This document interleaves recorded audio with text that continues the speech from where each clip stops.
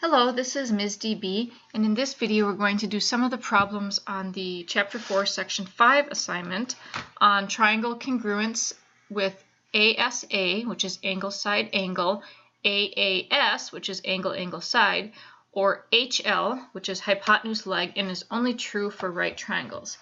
Before doing this video or doing this worksheet, you should have already read this section in your book, 252 to 255, or watched the longer video where I explain more of these postulates and such.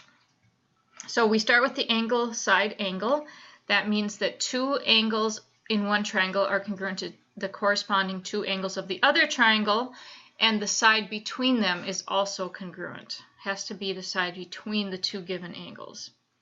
So this is an example of how to determine if we can use angle side angle. And when you do your problems, you have to find all of those parts. So you have to name the angle that is congruent to the other angle and how you know, the side that's congruent to the other side and how you know, and then the other angle. So we will be using things like given, and we will also be using things like maybe reflexive property or vertical angles or things like that. I'm just giving myself a little more room here. So for number 1, I'm going to first do an angle congruent to an angle. So let's see, I can see that angle K is congruent to angle, I'm going to find the congruent symbol here. I went to insert symbols. That's congruent to angle N, and the reason is that is given. Now I'm going to find a side congruent to a side, and it looks like LK is congruent to, I should use the congruent symbol again. Let me copy and paste this. LK is congruent to side K and NP it would be. And that is also given because it is marked as such. And then finally we are going to look for another angle pair, and I can see that angle L is congruent to angle P, and it is also marked as such, so that's given. If they have the same number of tick marks or angle marks, then that's given. So I just have to determine whether I can use it or not and then explain. So I don't have to write a congruent statement. So I named all the pairs of corresponding angles and sides that were congruent, so that's how you would do that one. And you need to do the same thing for number 2, 3, 4. Now on here there is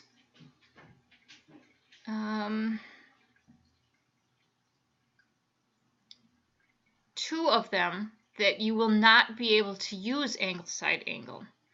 For example, in number 2, we have that angle G is congruent to angle Z, and that angle F is congruent to angle Y, and then we have ZY, this side, being 5 meters, but the corresponding side would be GF, and that's not marked for 5 meters. GE is marked 5 meters. So this one, we do not have the right included side between the angles in triangle GEF. So these are not going, you're not going to have enough information, which is what I could write. Now let's look at number 3 a little bit closer. In number 3, we have that angle N is a right angle. We also have these arrow marks. The arrow marks tell us that these are parallel lines. So if we had parallel lines cut by a transversal that went through both of them like this, then I would have some alternate interior angles to do. But I don't have any transversal that's going all the way through them. It just stops at M. I do know that this angle would also be a right angle because we learned a theorem in the last chapter that says if you have parallel lines and one angle formed, well, here's our transversal, one angle formed is a right angle, then this one would also be a right angle. But that's the only line that we have marked that we could use that for. We can't use vertical angles because these are not on either side of an X, so I don't know that that's true. I can't use alternate interior angles or corresponding angles because I don't have an angle to do that with. So I do have two right angles. There's no way to know that these two sides are congruent or that these two sides are congruent. So really all we have is that an angle is congruent to an angle, which is not enough to say that we have that we can use angle side angle. So we would say not enough information, and we only know that one pair of angles is congruent.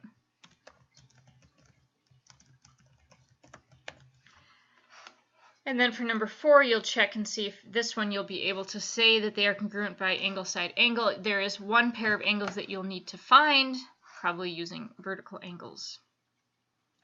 And then in number 5, you're going to write about, in your own words, what is the difference between angle side angle that we just learned about and the angle side congruence postulate, which is right here.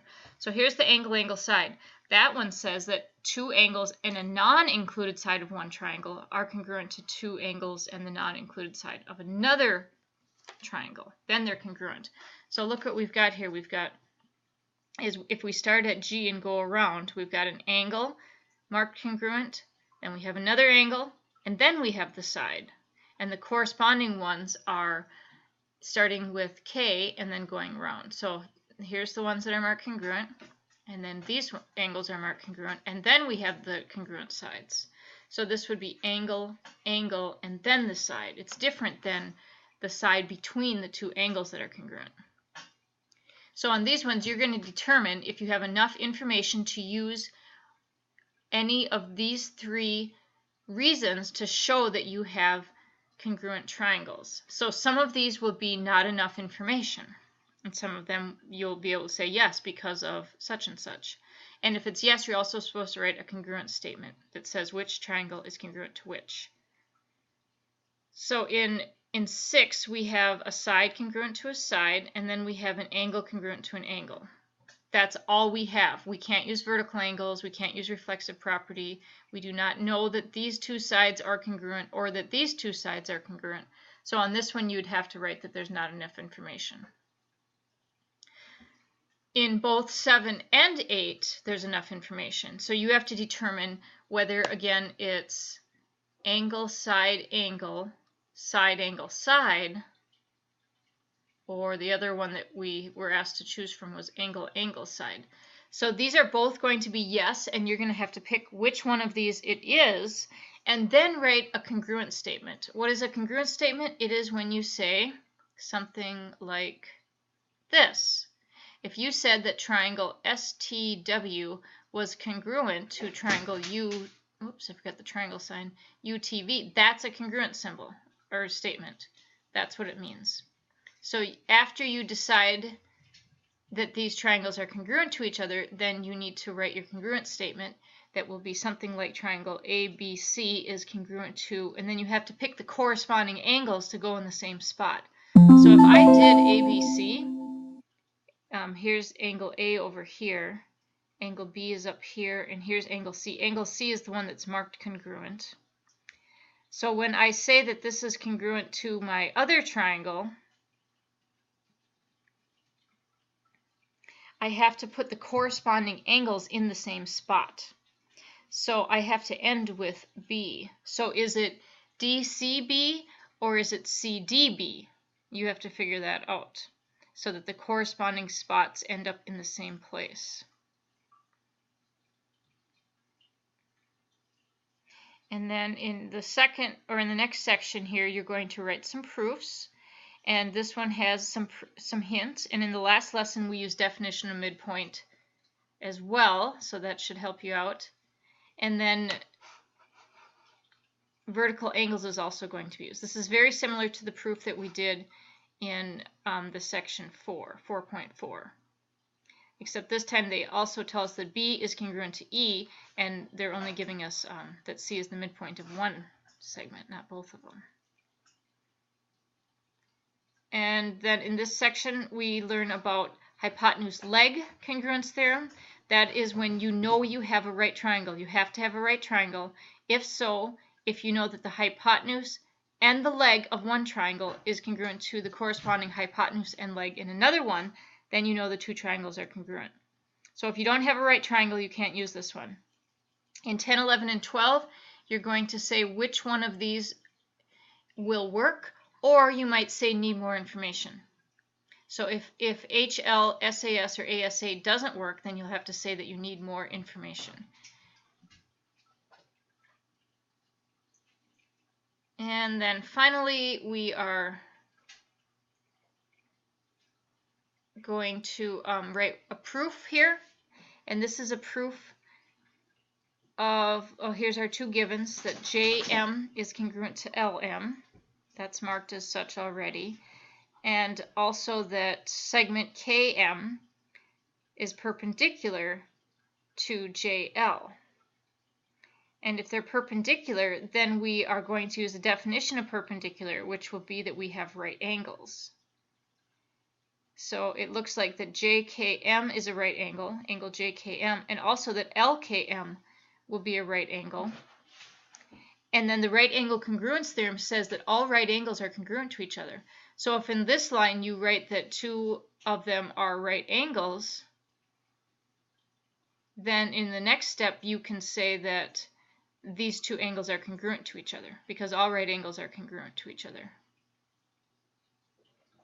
And then the reflexive property, it tells you to use that. So where would we use that? We would use that for the shared segment, that KM will be congruent to KM. And then there's a couple multiple choice questions to try out. I'll let you do those on your own.